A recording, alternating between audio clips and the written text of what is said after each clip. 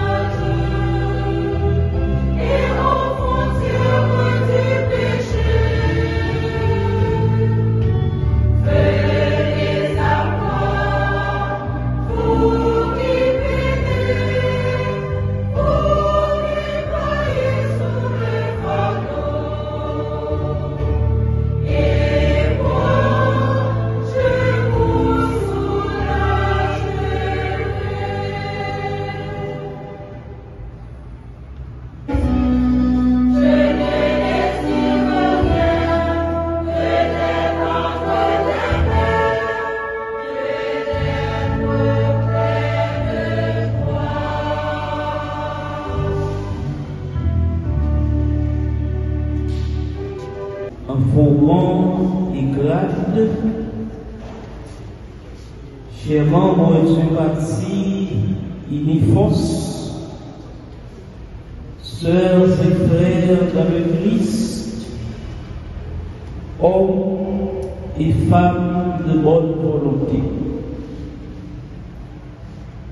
Il était comme nous, Paul, Denis, celui dont aujourd'hui nous célébrons cette messe de requiem en sa mémoire. Être pour la mort, Paul Denis n'a pas échappé à ce que l'esprit humain ne cesse en toute proportion gardée d'attribuer à une fatalité ou un destin véritablement douloureux. Paul Denis, dont le corps a déjà connu la putréfaction, nous rassemble ce matin dans cette enceinte. Nous, amis, familiers et camarades politiques. Il nous rassemble bien sûr, et pourtant paradoxalement, c'est nous qui, avec les cœurs attristés, à la fois lourds et légers, célébrons sa mémoire. Eu égard à ce qu'il représentait pour sa famille, ses amis, ses camarades politiques et pour l'ensemble du pays. Paul Denis était une image de marque. Il est arraché de notre affection. Et avec son départ pour l'au-delà, c'est une relation dans sa factualité qui s'estompe, mais qui évidemment se poursuit à travers tous les symbolismes et modèles qu'il a pu créer ou engendrer. Selon le témoignage recueilli, Paul Denis, ancien sénateur, ancien ministre de la Justice, ancien directeur de l'UNCC, homme d'État, c'était mon tout le monde. C'était un militant politique infatigable. C'était un homme très affable, un homme de grand caractère, homme de compromis, mais jamais de compromission. Démocrate convaincu, mais qui était quoi dans l'idéologie de gauche, phénomène de la gauche haïtienne, selon un de ses camarades politiques. Un avant-gardiste contre la corruption, un grand humaniste, grand patriote, les qui ont gagné un amour particulier, un amour spécial pour la classe défavorisée. Pandémie, qui a révélé un grand changement pour les Haïtiens. Malheureusement, la mort l'a approché, il n'est pas arrivé, ça lui a prôné. Son image ne s'effacera jamais dans votre esprit et pourquoi pas dans vos cœurs. Que le Christ qui s'affirme dans ce récit évangélique que nous venons de proclamer, le chemin, la vérité et la vie, fasse briller sur lui sa clarté de la vie sans fin. Sœurs et frères, notre rassemblement de ce matin, en plus d'être religieux, a un caractère politique. C'est pourquoi je veux maintenant m'adresser à vous, hommes et femmes de bonne volonté, compatriotes haïtiens, haïtiennes, frères et sœurs dans le Christ et en l'humanité. Ma petite bonne de merci qui permet de croiser le regard avec vous ce matin pour me parler avec vous. Mes propos s'inscrivent dans la lignée de ce grand homme dont je viens de relater les traits de sa personnalité selon le témoignage de certains d'entre vous à qui j'ai eu la chance d'échanger au bureau de la paroisse. Moi, je dis clairement, et je vous le redis ce matin,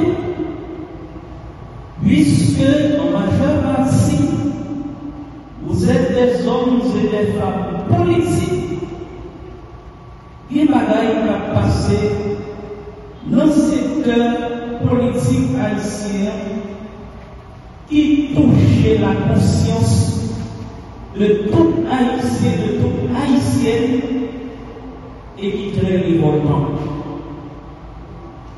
Toute partie politique, tout le monde qui a fait politique doit gagner des aspirations pour un avenir radieux. Objectif, toute partie politique, tout le monde qui a fait politique, c'est prendre le pouvoir. Mais prendre le pouvoir, avec quel but? Avec quelle finalité? Quel objectif? Prendre le pouvoir, on fait qui ça?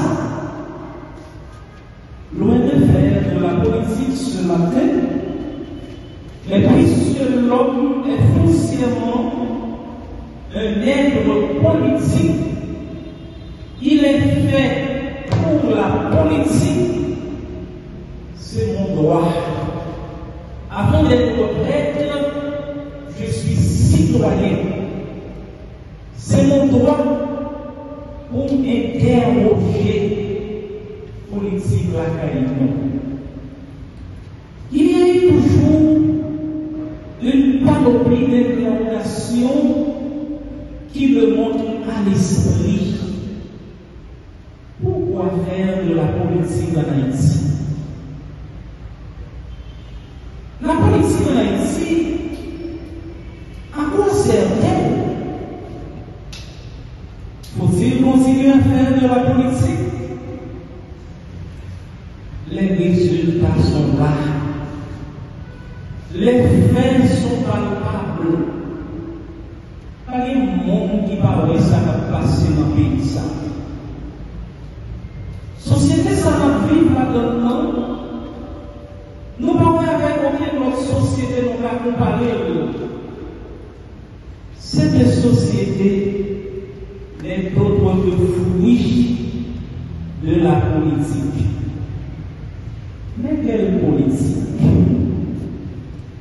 Pour une meilleure organisation de la cité, on ne peut pas faire de la politique.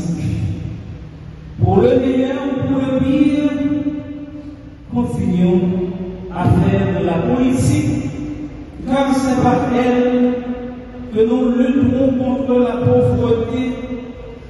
Nous garantirons aux habitants des quartiers défavorisés le droit à l'éducation, à la santé, l'accès à la nourriture, en eau potable, l'électricité, la sécurité, la prévention à la délinquance juvénile.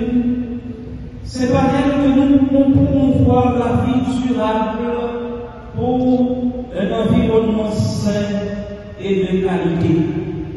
Bref, ces politiques qui permettent nous bien vivre sous terre, ces politiques qui permettent nous bien vivre dans la cité. Sans une bonne politique, c'est fini pour nous. Nous devons faire politique, mais nous devons faire d'une autre façon, d'une autre forme de politique. Et ce n'est pas seulement le monde qui est engagé dans la politique qui connaît qu'est-ce que c'est que la politique. Nous devons faire politique là, Jean-Louis doit faire là. En philosophie, on a souvent dit il n'y a pas de transculturation des mots. Les mots qui sont universels. Même le mot politique est universel. Sans signer à l'étranger, il peut gagner même sans ça la qualité.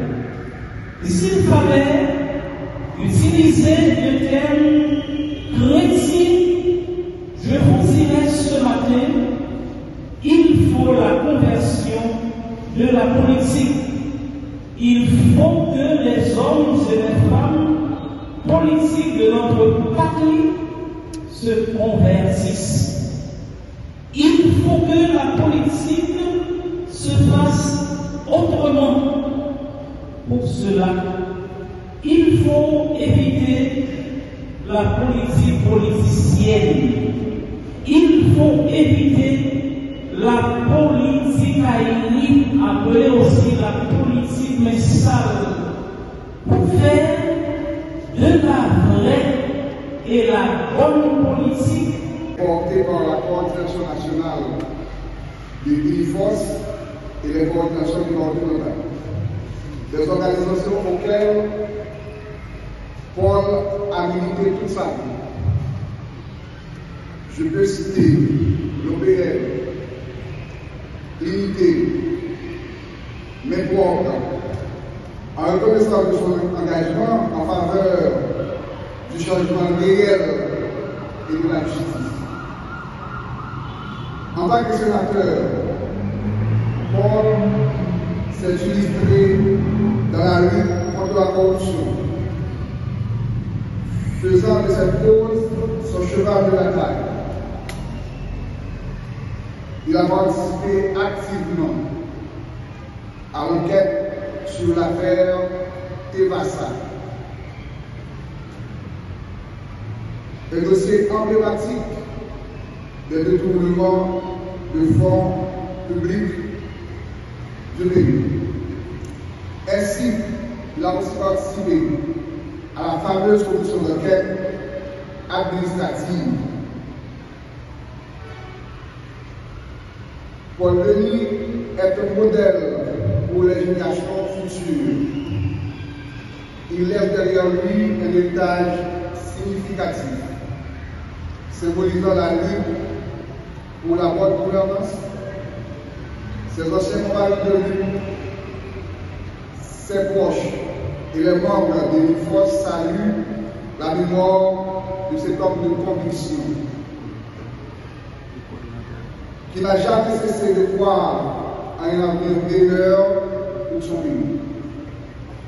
En ce moment de commémoration, la coordination nationale IFOS lance un vibrant appel à un ralliement de nos membres, des organisations politiques, OBL, UNIT, MEPOR, et toute autre organisation ou parti politique désireux de poursuivre la lutte contre la corruption et participer dans les combats futurs pour le changement de l'égalité d'Haïti.